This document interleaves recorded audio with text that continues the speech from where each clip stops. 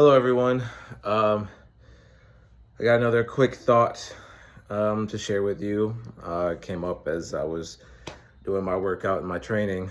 So the Michigan Senate primary that's coming up.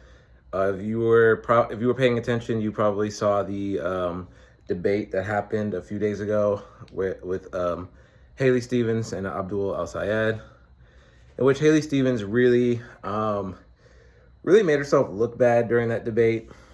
I think that's the overall consensus. She got a lot of pushback during that debate that I don't think she was at all prepared for. By the end of that debate, she was very flustered, and she looked like she felt cornered, quite honestly. And she, at one point in that debate, talked about transparency, which was really funny because shortly before bringing up transparency, she absolutely lied about not taking money from DTE.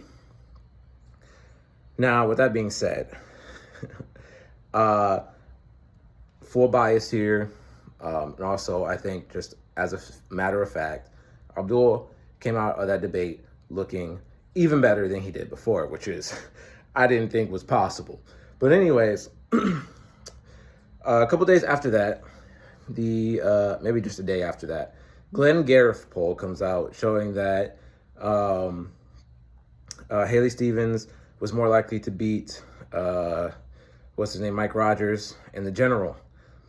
And a bunch of centrists and a bunch of Haley Stevens backers were, talking about, once again talking about electability, and that if Abdul somehow wins at this point, then it's going to depress or suppress the vote in the general election, handing over the seat to the Republicans. Well, my thought was, don't actually, if you're taking this poll to heart, don't hold your breath, because I feel like there's going to be something that shows the exact opposite. And surely enough, there were like 3 polls that came out yesterday showing that Abdul has a major lead on Haley Stevens. With that being said, we cannot be complacent. We still have to push until through the primary, and then we have to continue pushing through the general election. Do not get complacent.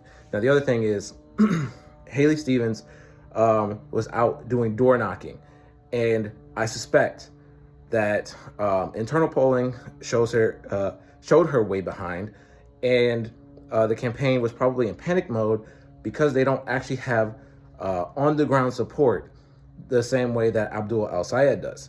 Because Haley Stevens has been just flooding the airwaves with advertisements paid for by AIPAC and other corporate super PACs, and also, sending out mailers. This is not the same as going out and doing events, meeting people and talking to people. Abdul El-Sayed has at least 10,000 volunteers. Haley Stevens has maybe 100. There's a huge difference in that. And that, I believe, is why she has been out this last week before the primary. That's not going to help you, because you took way too long to do it. You took all that corporate PAC money, and it's coming back to bite you in the ass. The last thing I'll say is, even if Haley Stevens was to win this primary, she's gotten the most amount of money from AIPAC. So what happened? The thing about AIPAC is that they fund both Republicans and Democrats alike. So if she was to win the primary, what's to say that AIPAC is going to continue funding her instead of Mike Rogers?